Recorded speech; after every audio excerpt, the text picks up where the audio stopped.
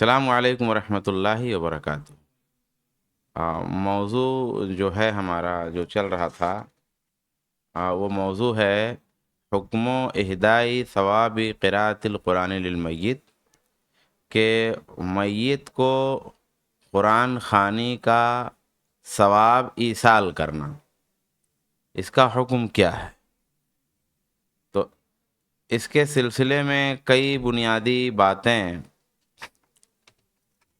ذکر کی گئی ہیں، اور جو سبق ہوا تھا اس سبق کے آخر میں یہ ایک اصول یہ ذکر ہوا تھا، وہ یہ تھا کہ الخاص لا ينسخ العام بل يخص، کہ دلیل خاص دلیل عام کو منسوخ نہیں کرتی ہے بلکہ اس کو خاص کر دیتی ہے۔ جیسے وہ لَيْسَ لِلْإِنسَانِ إِلَّا مَا سَعَىٰ، یہ دلیل عام ہے کہ کسی بھی انسان کو وہی چیز میسر ہوگی، ملے گی جو وہ محنت کرے گا۔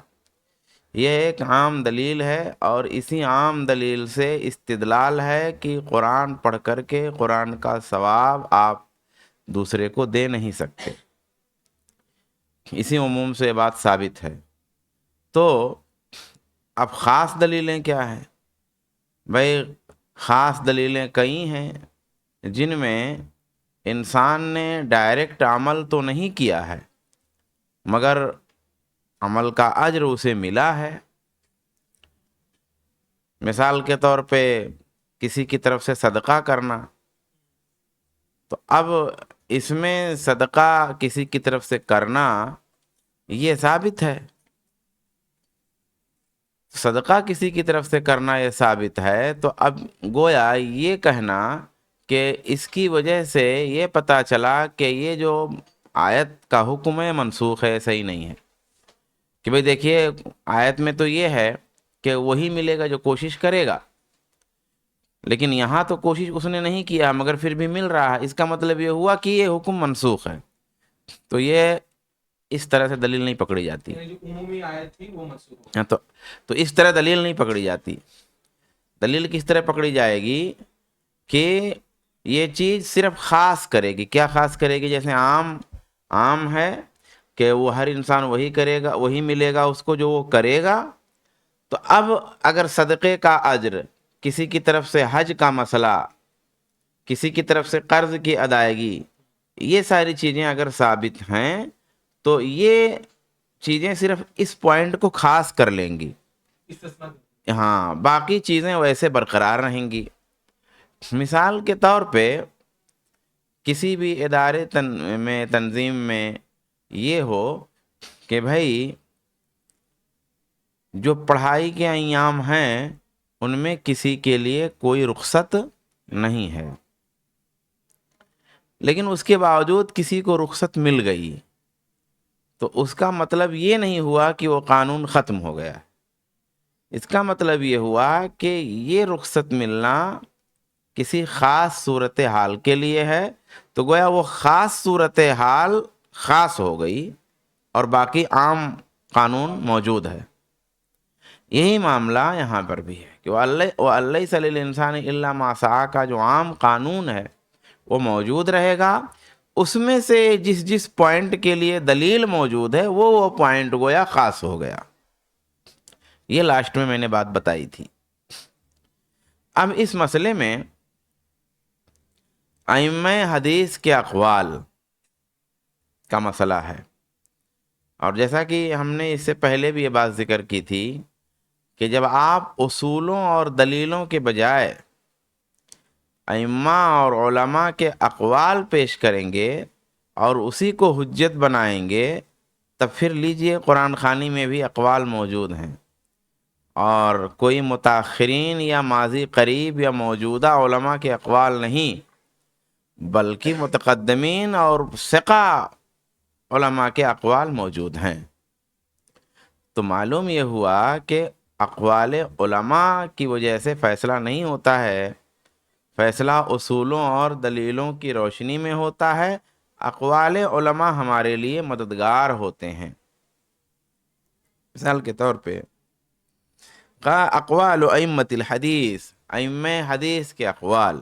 قال الامام النووي في شرح مسلم: واما قراءة القرآن فالمشهور من مذهب الشافعي انه لا يصل ثوابها الى الميت، وقال بعض اصحابه يصل ثوابها الى الميت. امام نووی مسلم کی شرح میں کہتے ہیں کہ رہ گیا مسئلہ قرآن خوانی کا، تو وہ امام شافعی کا جو مشہور مذہب اور مسلک ہے وہ یہ ہے کہ میت کو اس کا ثواب نہیں ملتا. لیکن ان کے بعض اصحاب، بعض شوافع کا یہ کہنا ہے کہ اس کا ثواب میت کو ملے گا. اب یہ قول ہے.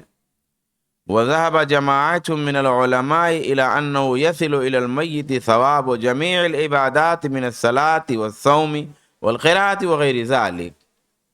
اور علماء کی ایک جماعت اس جانب گئی ہے کہ میت کو تمام عبادتوں کا ثواب ملے گا، خواہ وہ نماز ہو، خواہ روزہ ہو، خواہ قرآن کی تلاوت وغیرہ ہو. اب جب علماء کی ایک جماعت کہیں گے تو اس کا مطلب مستند علماء مراد ہوں گے. اگر مستند علماء مراد نہیں ہوتے تو یہاں اگر کوئی مجروح ہوتا، مجروح شخص، تو اس کا نام لیا جاتا یا اس پہ رد کیا جاتا. تو اس کا مطلب یہ ہے کہ یہ علماء عموماً معتبر علماء ہیں جنہوں نے یہ بات کہی ہے. وفي صحيح البخاري في باب من مات وعليه نذر ان ابن عمر امر من ماتت امها وعليها صلاة ان تصلي عنها. وحكى صاحب الحاوي عن عطاء بن ابي رباح واسحاق بن راهويه انهما قال بجواز الصلاة عن الميت. کہہ رہے ہیں کہ صحیح بخاری میں جو باب ہے کہ اس بات کا بیان جو مر گیا اور اس پہ نذر ہے، یعنی اس نے نذر مانی تھی لیکن نذر پورا نہیں کر سکا اور اس کا انتقال ہو گیا، تو کہا کہ اس باب کے تحت یہ روایت، یہ مسئلہ بیان ہے کہ ابن عمر رضی اللہ تعالی عنہ نے حکم دیا اس خاتون کو جس کی ماں کا انتقال ہو گیا تھا اور اس پہ نماز تھی کہ اس کی طرف سے نماز ادا کر دے.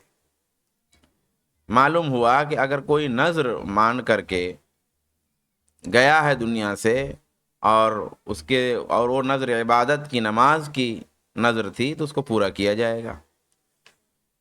حاوی کے مصنف حاوی کے مصنف یہ بیان کرتے ہیں عطا بن ابی رباح سے اور اسحاق بن راہویہ سے، اور یہ دونوں بڑے افاضل اہل علم میں سے ہیں. یہ دونوں کہتے ہیں بے جواز الصلاۃ عن المیت، میت کی طرف سے نماز کی ادائیگی کے جواز کی بات کہتے ہیں. شیخ ابو سعد عبداللہ بن محمد بن ہیبت اللہ بن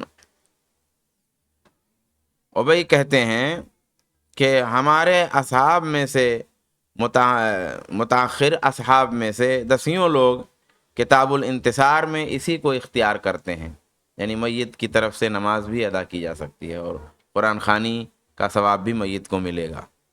اور امام ابو محمد بغوی ہمارے اصحاب میں سے ہیں، وہ اپنی کتاب التہذیب میں کہتے ہیں کہ یہ کوئی بعید چیز نہیں ہے کہ ہر نماز کے بدلے ایک مد کھانا کھلا دیا جائے. وکل هذه المذاہب ضعیفہ، اور یہ تمام مذاہب یعنی یہ تمام جو اقوال ہیں یہ سب کمزور ہیں.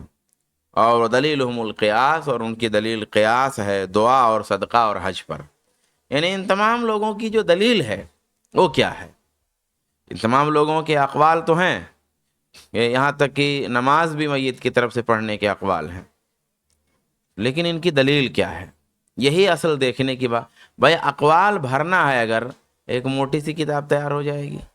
اب 1400 سال ہو گئے، اب 1400 سال میں ہر صدی میں اگر 8-10 علماء ہی کا قول مل جائے تو 14 دہائیوں میں 140 اقوال مل جائیں گے.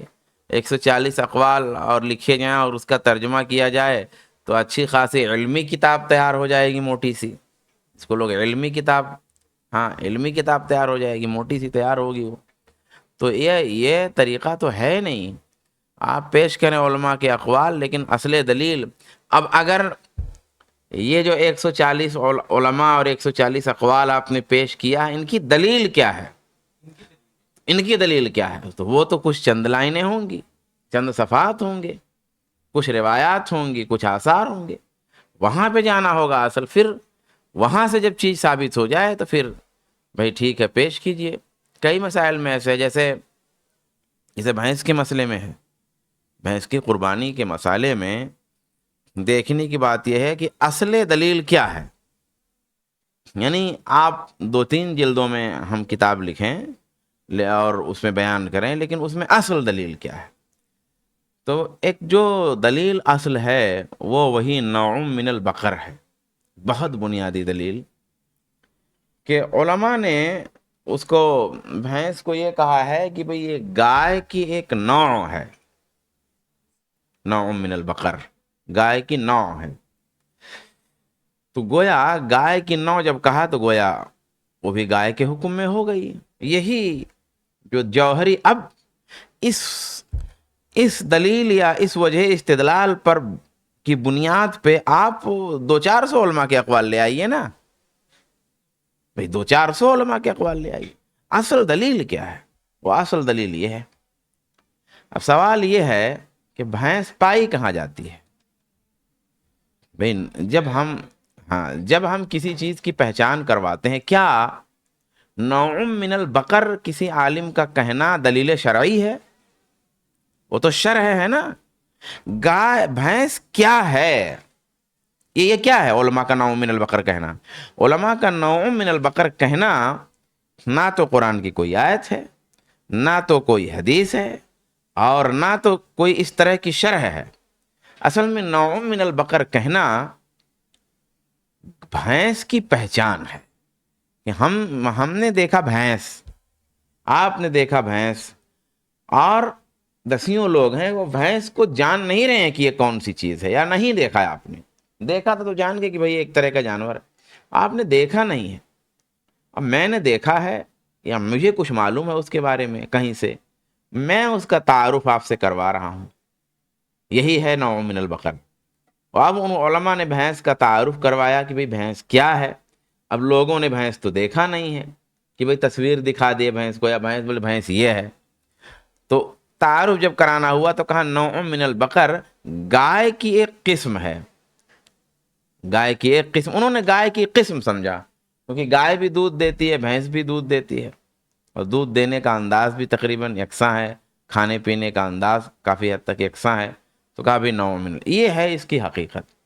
اب سوال یہ ہے کہ یہ کوئی شرعی دلیل تو ہے نہیں، تو بھینس کیا ہے یہ بتانے میں ہماری بھی حیثیت ہے، کیونکہ بھینس تو ہم بھینس والے ملک میں ہیں. تو بھینس کیا ہے یہ بتانے کا اختیار ہم کو زیادہ ہے. بھئی کالا نمک چاول کیا ہے وہ بتانے کا اختیار تو یہاں پر سب سے زیادہ مجھ کو ہے کہ کالا نمک چاول اصل میں کیا ہے. کوئی بڑے سے بڑا عالم بتائے کالا نمک چاول ہے، رد ہے، کوئی حیثیت نہیں اس کے قول کی، کیونکہ وہ تو دھوکہ کھا جائے گا. کالا نمک چاول کے بارے میں چھوٹے قد والا چاول لا کر کے خوشبودار دے دے گا، وہ کالا نمک یہی ہے 100 روپیہ کلو، وہ ہے ہی نہیں کالا نمک چاول. تو وہ تو میں بتاؤں گا کہ وہ ہے کیا اور کتنا ہوتا ہے اور کیا مطلب، کیونکہ ہمارا جو علاقہ ہے قریب میں وہاں ہوتا ہے، تو میں بتاؤں گا تو کالا نمک کیا ہے تو پھر ہوگا وہ. اب کوئی عربی بتائے گا کالا نمک چاول، یا کوئی مہاراشٹرین بتائے گا یو پی کا نہیں ہے، یا یو پی ہی کا بتائے گا جس کی زندگی ادھر گزری ہے، اس کو کچھ پتہ ہی نہیں ہے، اس کے علاقے میں ہوا ہی نہیں ہے، تو پھر نہیں اس کا قول حجت ہوگا نا. تو ایسے بھینس کا مسئلہ کیا ہے وہ یہاں کے لوگ بتائیں گے. تو کیا یہاں کے لوگ بھینس کو گائے اور گائے کو بھینس سمجھتے ہیں؟ گائے کی جب قسموں کی بات آتی ہے تو گائے کی قسمیں بہت ہیں، طرح طرح کی، بڑی سیگ والی، چھوٹی سیگ والی، چھوٹے قد والی، بڑی قد والی، کم دودھ والی، زیادہ دودھ والی، گوشت والی، پتہ نہیں کون کون سی گائیں ہیں. ہاں، اور بھینسوں کی بھی بہت سی قسمیں ہیں. تو انواع من البقر تو موجود ہے اور انواع من الجاموس بھی موجود ہے، لیکن یہاں کوئی نہیں کہتا کہ بھینس گائے کی قسم ہے، کیونکہ دونوں کے دودھ میں فرق ہے، دونوں کے رہائش میں فرق ہے، دونوں کے مزاج میں فرق ہے، دکھنے میں بھی بہت فرق ہے، تمام چیزوں میں فرق ہے. گائے رنگ برنگی ہوتی ہے، بھینس رنگ برنگی نہیں ہوتی ہے. تو کہنے کا مطلب یہ ہوا کہ یہ جو اقوال علماء کی جو دلیل تھی وہ کیا تھی؟ نوع من البقر. جو کہ خود ایک مصدر میں سے نہیں ہے، ہاں اس میں نہیں ہے، ہاں خود ایک افعال ہے۔ جی. تو اب یہ ہاں ٹھیک ہے، آپ توسع رکھیے یا مطلب یہ کہیے کہ بھئی چلیے علماء کا قول ہے تو ایک نرمی ہے، یا جو بھی آپ کہیں لا باس بھی، اس کا کوئی مسئلہ نہیں ہے. لیکن بہرحال یہ حقیقت ہے، ہم چاہے جتنی بڑی بات کہہ دیں. تو یہی معاملہ جو ہے یہاں پہ ہے. قرآن خوانی کو اگر ہم اس پوائنٹ یا ابھی سے لے کے چلیں کہ لائیے 1400 سالوں میں کن کن لوگوں نے میت کی طرف سے نماز روزہ تمام چیزوں کو جائز کہا ہے یا قرآن پڑھنے کو جائز کہا ہے، اور ان تمام اقوال کو جمع کرے تو انشاءاللہ 400-500 صفحے کی ایک جلد تیار ہو جائے گی. لیکن سوال یہ ہے وہ 500 صفحے کی جلد آپ دکھا کر کے 500 صفحات میں کافی علمی چیز مرتب کیا ہے یہ کہہ کر کے آپ دھونس جماتے رہیں تو اس کی کیا حقیقت ہے؟ کیونکہ ان تمام لوگوں کی جو جوہری دلیل ہے وہ کیا ہے؟ وہ جو جوہری دلیل ہے وہ ایک موٹی سی 500 صفحے کی جو کتاب مرتب ہوگی، اس کی بیسک دلیل یہ ہے قیاس. قیاس کس پر بھائی؟ دعا پر، صدقہ پر اور حج پر. فَإِنَّا تَصِلُ بِالْإِجْمَاعِ، اور یہ تو اجماع سے ثابت ہے کہ یہ چیز مطلب یہ یعنی اس کا ثواب پہنچتا ہے. وَدَلِيلُ الشَّافِعِيُّ وَمُوَافِقِيهِ، اور امام شافعی اور ان کے موافقین کی جو دلیل ہے وہ دلیل ہے وہ لَيْسَ لِلْإِنسَانِ إِلَّا مَا سَعَى. وقول النبی اذا مات ابن آدم انقطع عمله الا من ثلاث: صدقة جاریة او علم ينتفع به او ولد صالح يدعو له. بہت مشہور روایت. وقال والمشہور من مذهبنا ان قراءة القرآن لا يصل ثوابها. کہتے ہیں ہمارے مذہب میں جو مشہور ہے، مذہب شوافع میں، وہ یہ ہے کہ قرآن کی قرأت کا ثواب نہیں پہنچنے والا. قالوا فی باب وصول ثواب الصدقة عن المیت الیہ، یہ باب وصول ثواب صدقہ عن المیت الیہ میں یہ بات بیان کی ہے. پھر وہ قول ہے جو لکھ رہے ہیں، ہم یعنی وہ کس کی طرف انتظار کر رہے تھے؟ تو شافعی کو کتاب کی طرف یا امام نووی کی طرف؟ امام نووی کی طرف یہ امام نووی کی طرف ہے. جی جی ہاں. وقال فی موضع آخر، اور ایک دوسری جگہ کہتے ہیں حدیث کی شرح کرتے ہوئے، یعنی کون سی حدیث؟ یعنی اذا مات الانسان انقطع عملہ والی حدیث کی شرح کرتے ہوئے کہتے ہیں واما قراءۃ القرآن، نیچے المجموع لکھا ہے، ہاں المجموع میں ساری باتیں ہیں. کہتے ہیں کہ رہ گیا قراءت قرآن کا مسئلہ، وجعل ثواب للمیت، اور اس کا ثواب میت کے لیے کرنا اور اس کی طرف سے نماز پڑھنا اور اس جیسی دوسری چیزیں. تو امام شافعی اور جمہور علماء کا مسلک یہ ہے کہ میت کو یہ چیزیں نہیں پہنچتی، اور اس میں اختلاف بھی ہے جس کی وضاحت ابھی ہو چکی ہے. دیکھیے جمہور کہنے کا کیا مطلب ہے؟ سیدھا مطلب یہ ہے کہ بہت سارے علماء اس بات کے قائل ہیں کہ پہنچتا ہے. جمہور کہنے کا یہی مطلب ہوا. ہاں نہیں پہنچتا ہے بہت سارے. جمہور جب کہا تو مطلب یہ ہوا کہ زیادہ تعداد تو اس بات کی ہے کہ نہیں پہنچتا ہے، لیکن ایک بڑی تعداد اس بات کی طرف گئی ہے کہ پہنچتا ہے. جمہور کہنے کا یہی مطلب ہوتا ہے. کسی بھی مسئلے میں جمہور کہنے کا یہی مطلب ہے. تو ظاہر سی بات ہے گویا اقوال موجود ہیں. وسئل العز بن عبد السلام عن ثواب قراءة القرآن المهدى للأموات هل يصل ام لا. عز بن عبد السلام سے پوچھا گیا قرآن خوانی کے ثواب کے بارے میں، جس کا ثواب مردوں کو ہدیہ کیا گیا ہو، کیا وہ پہنچے گا یا نہیں پہنچے گا. تو آپ نے یہ کہتے ہوئے جواب دیا کہ ثواب القراءتی مقصور علی القاری، کہ تلاوت کا ثواب، قرأت کا ثواب قاری پر مقصور ہوگا، اس سے آگے نہیں جائے گا. ولا يصل الى غیرہ، اور دوسرے تک نہیں جائے گا. قال والعجب من الناس، لوگوں پہ تعجب ہے، من يثبت ذلك بالمنامات، جو اس چیز کو خوابوں سے ثابت کرتے ہیں. وليست المنامات من الحجج، اور خواب دلیلوں میں سے نہیں.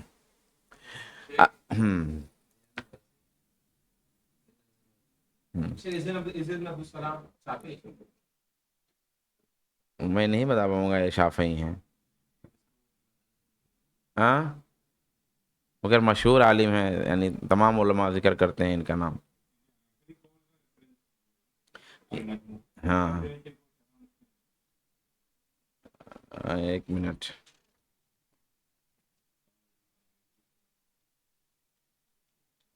इसलिए नबी सलाम की हाँ, शरह मुस्लिम है। تو وہ بھی اصل میں نہیں مجموع بھی علامہ نووی کی ہے اور مسلم کی شرح بھی جو ہے نا.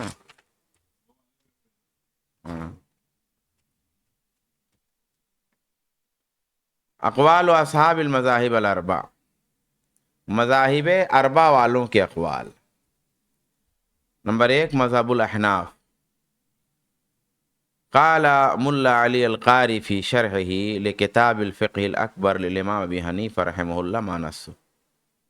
ملا علی قاری اپنی شرح میں فرماتے ہیں، اور یہ شرح جو ہے الفقہ الاکبر کی ہے جو امام ابو حنیفہ رحمۃ اللہ علیہ کی ہے. اس کے الفاظ اس طرح سے ہیں: ثم القراءۃ عند القبور مکروہہ، کہ قبروں کے پاس تلاوت قرآن کی مکروہ ہے ابو حنیفہ کے نزدیک، امام مالک کے نزدیک، امام احمد کے نزدیک ایک روایت میں، یعنی امام احمد کے نزدیک ایک روایت میں. لأنہ محدث، کیونکہ وہ بدعت ہے، نئی چیز ہے، سنت میں وہ چیز وارد نہیں ہوئی ہے. اور اسی طریقے سے احیاء کے شارح نے یہی بات کہی، اور یہ بھی باتیں سب مجموع سے نقل ہیں. امام شافعی کی کتاب المجموع ہی سے یہ بات نقل کی گئی ہے. تو احناف، اب بریلوی حضرات جو ہے اور بہت سارے دیوبندی حضرات بھی، یہ دونوں احنافی میں سے ہی ہیں. اور امام ابو حنیفہ کا قول جو ہے ان کے عمل کے خلاف ہے، اور اس پہ حالانکہ ان کا تقلید کا دعویٰ ہے مگر عمل تقلید کے خلاف ہے. یہ شافعی احناف نہیں، شافعی ہیں. مذہب المالکیہ، مالکی مذہب. قال الشیخ ابن ابی جمرہ ان القراءۃ عند المقابر بدعہ وليست بسنہ. کہتے ہیں کہ قبروں کے پاس تلاوت بدعت ہے، سنت نہیں ہے. قضا فی المدخل، المدخل میں بھی یہی بات لکھی ہے. اور شیخ ابن ابی جمرہ اپنے فی کتاب الشرح الصغیر، الشرح الصغیر میں فرماتے ہیں: وکرہ قراءۃ شیء من القرآن عند الموت، کرہ قراءۃ شیء من القرآن عند الموت وبعدہ وعلی القبور. کہتے ہیں کہ موت کے وقت کچھ قرآن کی تلاوت کرنا انہوں نے ناپسند کیا ہے، اور اس کے بعد بھی قرآن کی تلاوت کرنا ناپسند کیا ہے، اور قبروں پر بھی تلاوت کرنا ناپسند کیا ہے، کیونکہ یہ سلف کا عمل نہیں ہے. وَإِنَّمَا كَانَ مِن شَأْنِهِمْ الدُّعَاء بِالْمَغْفِرَةِ وَالِاتِّعَاظِ. اور کہتے ہیں کہ ان کا جو معاملہ تھا وہ مغفرت کی دعا تھا، اور یہ کہ قرآن سے نصیحت حاصل کرنا، یہ چیز تھی. ہاں.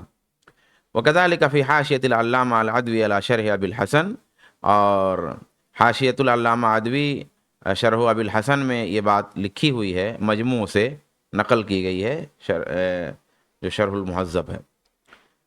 تو یہ یعنی یہ حوالہ دے رہے ہیں کہ یہ باتیں کہاں سے منقول ہیں. مذہب الشافعیہ، شافعی مذہب.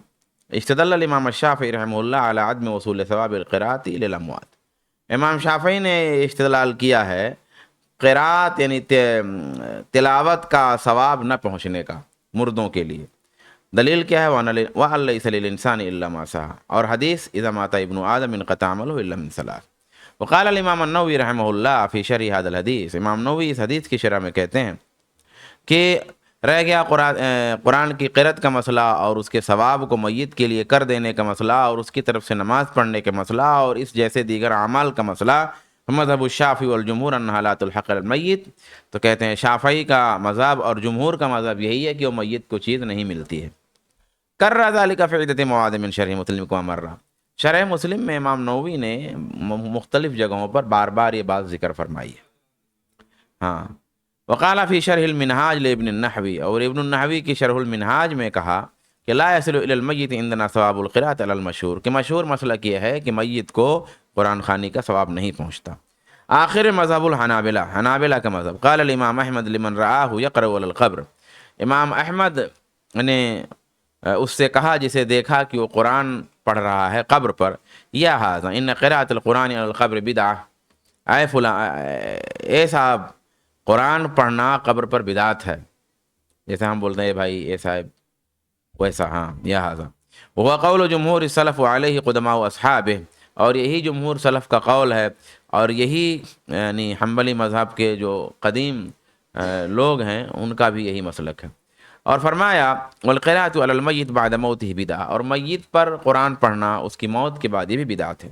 وقال ایضا، اور یہ بھی کہا ولم یکن من عادت السلف، اور سلف کا یہ طریقہ نہیں تھا اذا صلوا تطوعا او صاموا تطوعا او حجوا تطوعا او قرأوا القرآن يهدون ثواب ذلك الى موت المسلمین، کہ جب انہوں نے کوئی نفلی نماز پڑھی ہو یا نفلی روزہ رکھا ہو یا نفلی حج کیا ہو یا قرآن پڑھا ہو، وہ لوگ ثواب اس کا مسلمان مردوں کی طرف ہدیہ کرتے ہوں، ایسا سلف کا طریقہ نہیں تھا۔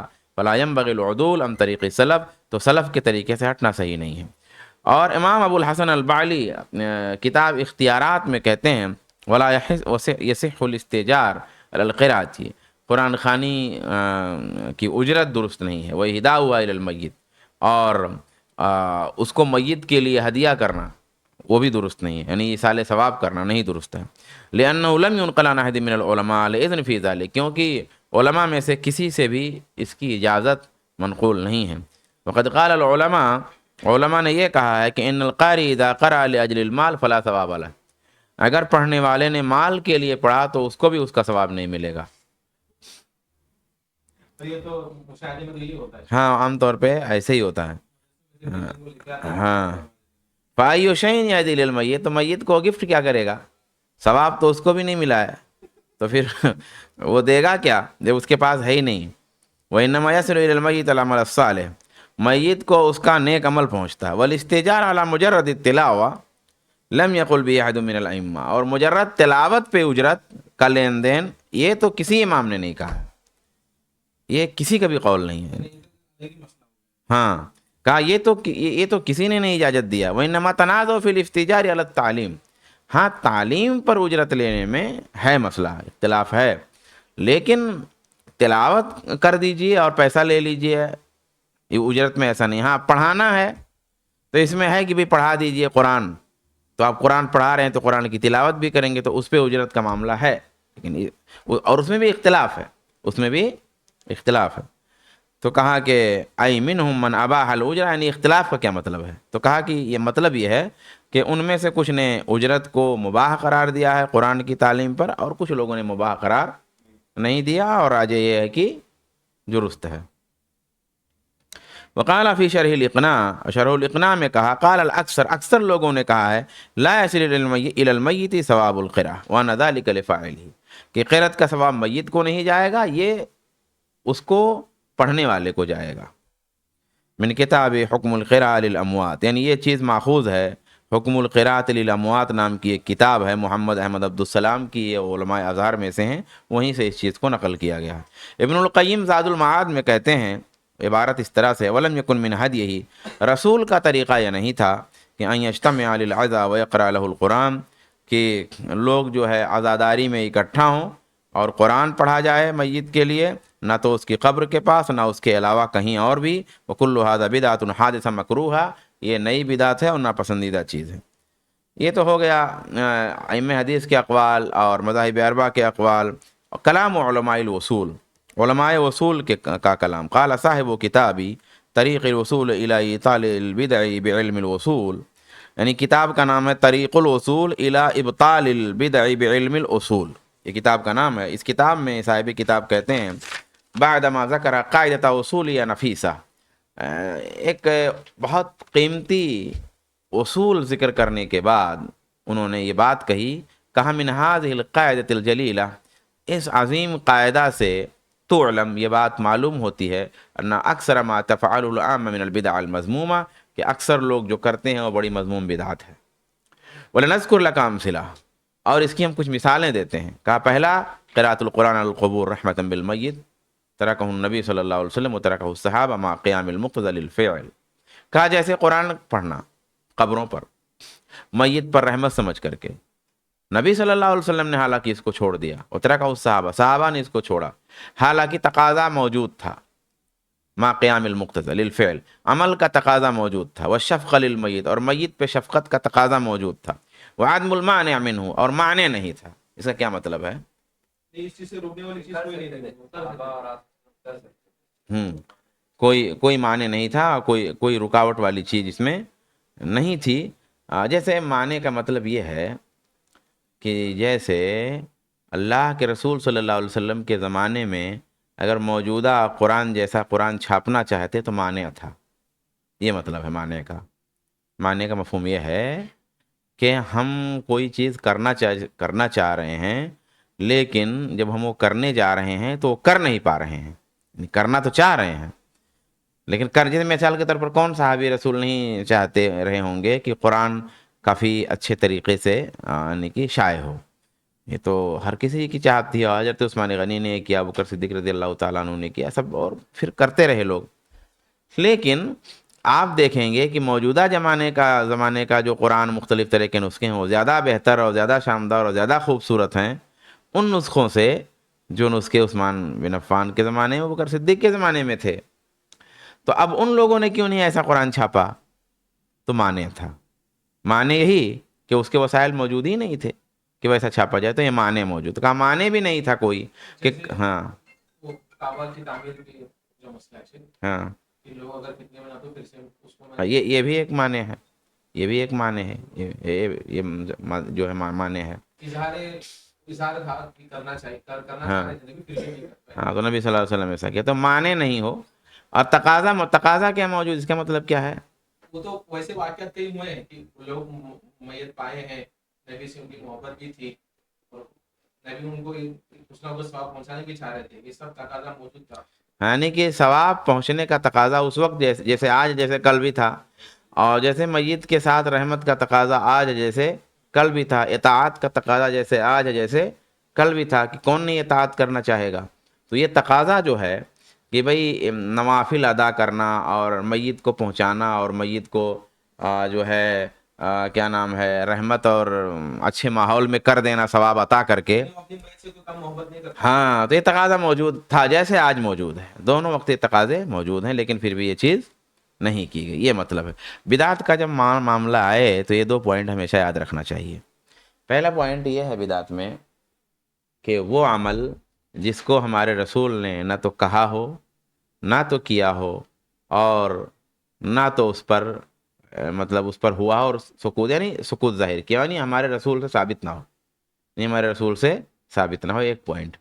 دوسرا پوائنٹ ایز اے دین، یعنی دین کے طور پہ نکالنے، جس نے جو کوئی عمل کر رہا ہے تو عمل کرنے والا کس حیثیت سے کر رہا ہو؟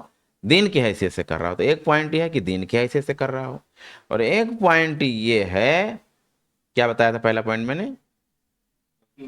ہاں، ایک تو ہے کہ کرنے والا دین کی حیثیت سے کر رہا ہو، اور وہ جو ہے ثابت نہ ہو، وہ ثابت نہ ہو. کرنے والا دین کی حیثیت سے کر رہا ہو اور وہ رسول سے ثابت نہ ہو، یہ دوسرا پوائنٹ ہے.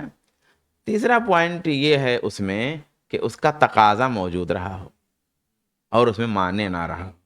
یہ 4 پوائنٹ ہیں. اس لیے یہ جب 4 پوائنٹ رہیں گے تو کہیں سے بھی وہ گھیر نہیں پائیں گے، کیونکہ کہتے ہیں کہ بھائی قرآن جو چھاپتے ہو کیا قرآن چھاپنا ثواب نہیں سمجھتے؟ ہاں ثواب سمجھتے ہیں. کیا دین کے تقاضے میں نہیں چھاپتے؟ ہاں دین کے تقاضے میں چھاپتے ہیں. تو پھر اللہ کے رسول صلی اللہ علیہ وسلم نے تو ایسا نہیں چھاپا، یا صحابہ تو ایسا نہیں چھاپے تھے، یہ نقطہ نہیں تھا، یہ اعراب نہیں تھا، وغیرہ وغیرہ، یہ تمام باتیں کہتے ہیں.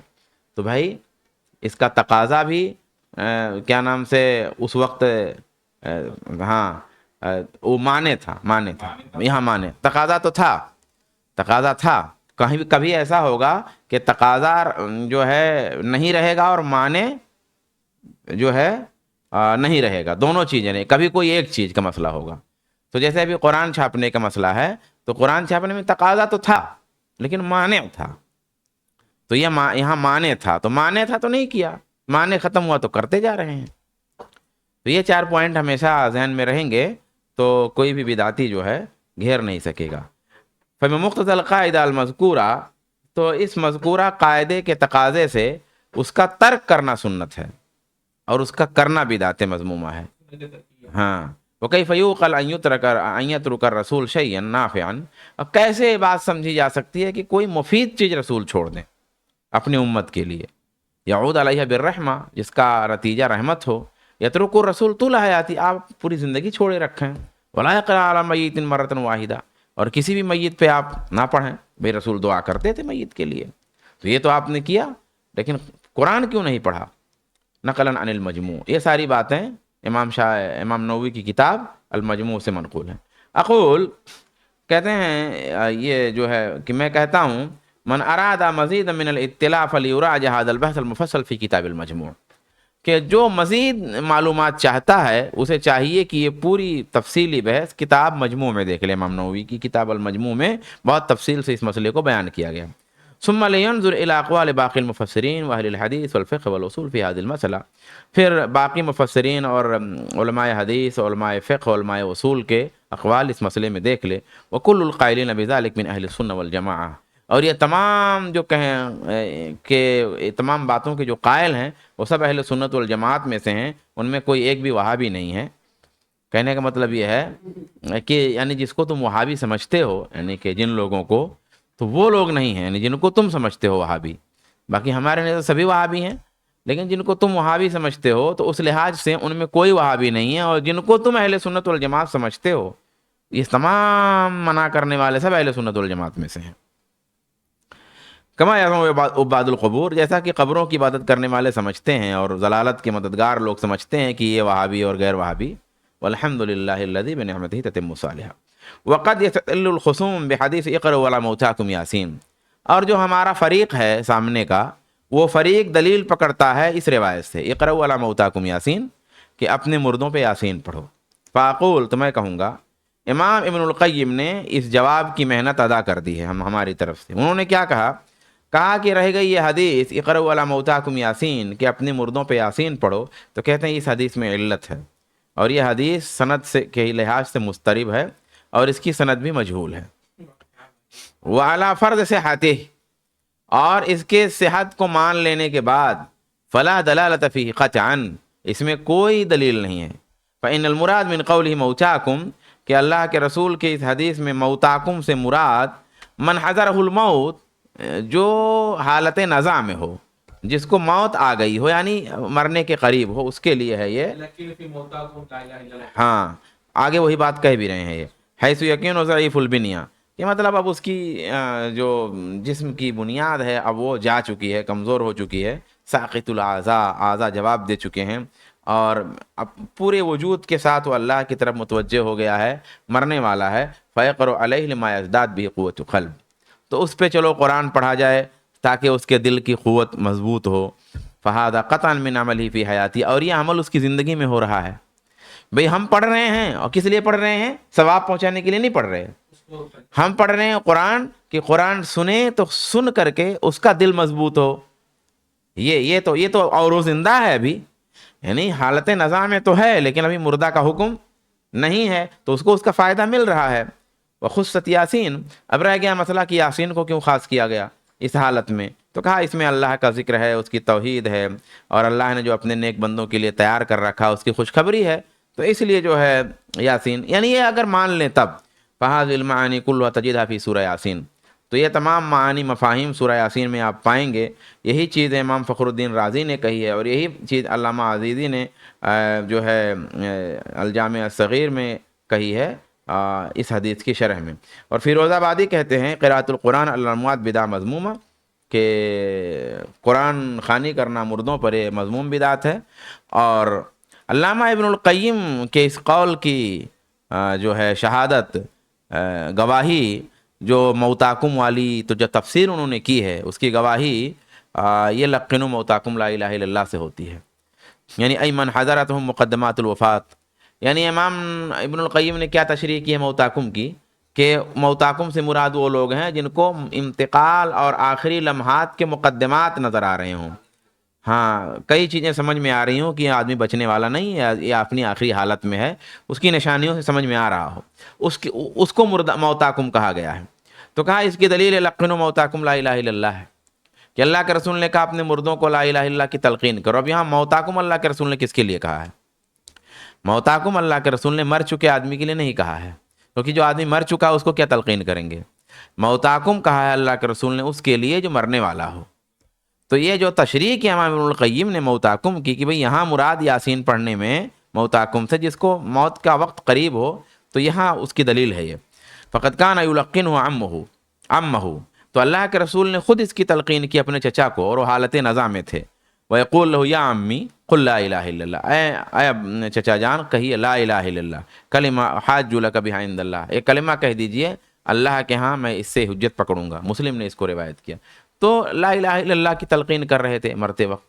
ایسے ایک روایتوں میں یہ بات بھی ہے کہ بہت زور نہ دیا جائے بار بار، کیونکہ وہ مشرک تھے، یعنی کہ وہاں لا الہ کی تلقین کر رہے تھے تو مشرک تھے، تو لیکن ابھی مومنین ہیں، ان کے سامنے صرف لا الہ الا اللہ آپ بولتے رہیں، خالی خیر بولتے رہیں، ہو سکتا ہے اس کی زبان پہ ادا ہو جائے.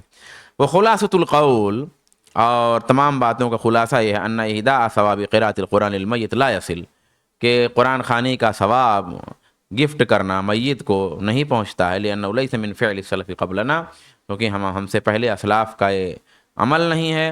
وكذلك قراءة القرآن على الاموات بدعة مذمومة، اور ایسے ہی قرآن پڑھنا مردوں پر یہ مذموم بدعت ہے. وليست من هدي القرون الثلاث المفضلة، اور 3 فضیلت والی صدیوں کی رہنمائیوں میں سے اور اعمال میں سے یہ چیز نہیں ہے. والخیر كله في اتباع من سلف، اور خیر تمام کا تمام سلف کی اتباع میں ہے.